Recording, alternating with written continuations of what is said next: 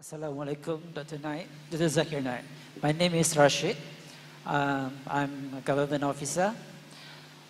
Talking about unity in the Muslim Ummah. Okay. In terms of scholars in Malaysia, I believe most of us follow same scholars. But when it comes to political ideology, we fall apart into certain Sorry, parties. I can't hear you clearly, sister, brother. Can you say a bit slowly because the microphone is not very clear? Can you speak a bit loudly and slowly? Okay. All right. Better.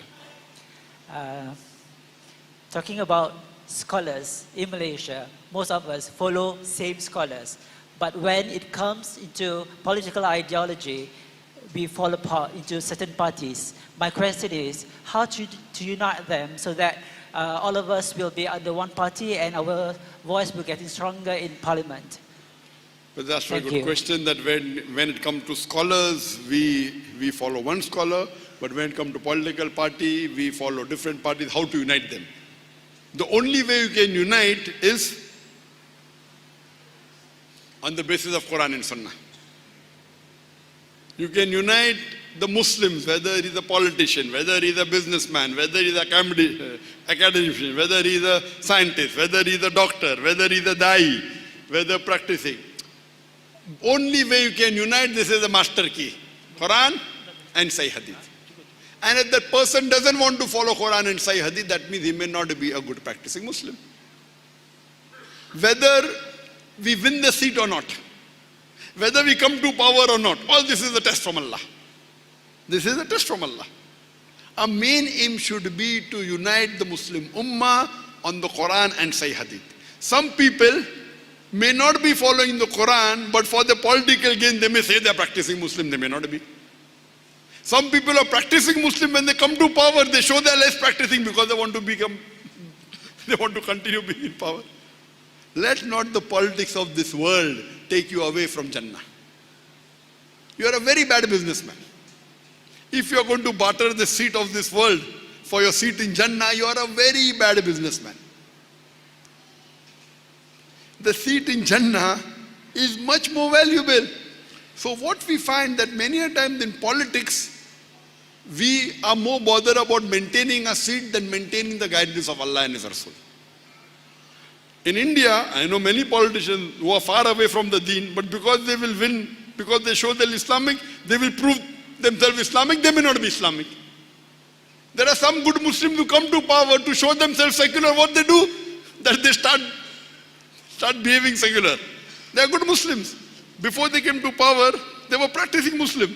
Oh, now because I have come to power, if I wear trousers above the ankle, what will people say? So the trousers go below. They have a beard, they shave their beard. They were practicing before. So let not, and Allah says in the Quran in Surah Imran chapter 3 verse number 185.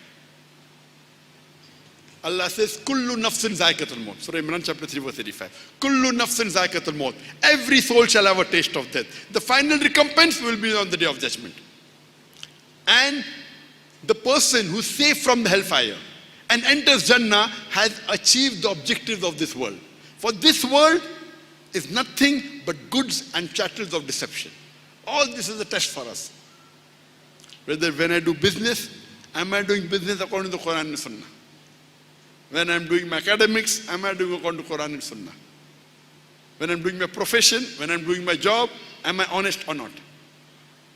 So all this is Quran and Sunnah.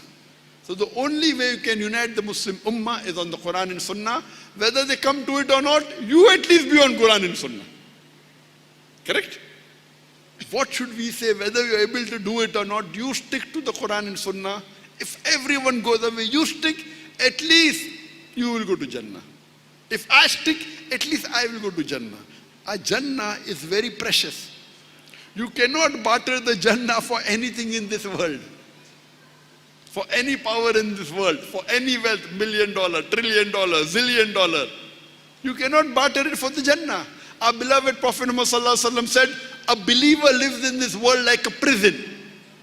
An unbeliever lives in this world like paradise.